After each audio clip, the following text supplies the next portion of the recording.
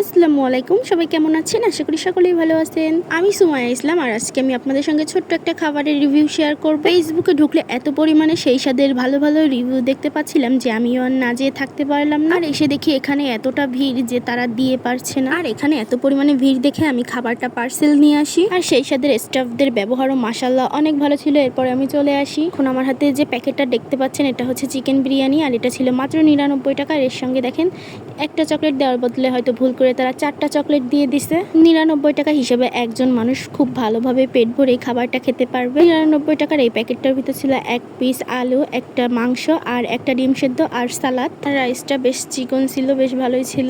আর এই চিকেন বিরিয়ানির মাংসটা কিন্তু একদম পারফেক্ট ছিল। এবার আমি খেয়ে আপনাদেরকে জানাবো কেমন হয়েছে। মাশাআল্লাহ, আমার কাছে তো এই চিকেন বিরিয়ানিটা অনেক ভালো লেগেছে। আর 99 টাকা হিসাবে এই চিকেন বিরিয়ানিটা আসলে সেই স্বাদ ছিল। আর আমি 2টা পার্সেল নিয়েছিলাম, একটা চিকেন বিরিয়ানি আর একটা হচ্ছে গিয়ে গরুর বিরিয়ানি। আর এই হাফ প্লেট গরুর বিরিয়ানি ছিল মাত্র 200 টাকা, আর তার সঙ্গে কিন্তু আমাদের একটা ক্লেমনও দিয়েছিল। আর এই 200 টাকার বিরিয়ানি কিন্তু একজন পেট ভরে ভালোভাবেই খেতে পারবে। আর রাইসটার পরিমাণও অনেকটাই ছিল। আর এই 200 টাকার গরুর মাংসের বিরিয়ানির ভিতরে ছিল একটা ডিম, একটা আলু আর পর্যাপ্ত পরিমাণের মাংস 2 পিস।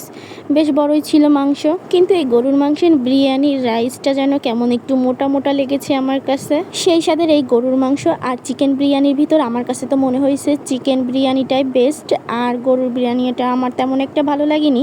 আপনাদের কাছে কেমন লাগে আপনারা অবশ্যই খেয়ে দেখতে পারেন। আর এর লোকেশন কিন্তু পার হাউস মোড়, একদম মোড়ের অপোজিটে রাস্তার ডান সাইডে আছে এই সেই স্বাদের বিরিয়ানি।